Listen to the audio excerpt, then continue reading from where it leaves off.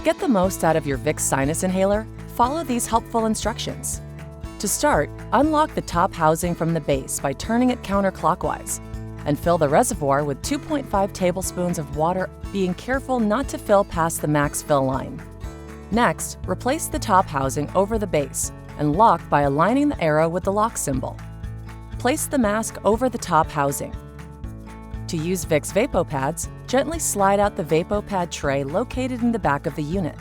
Insert the VapoPads and slide in to close.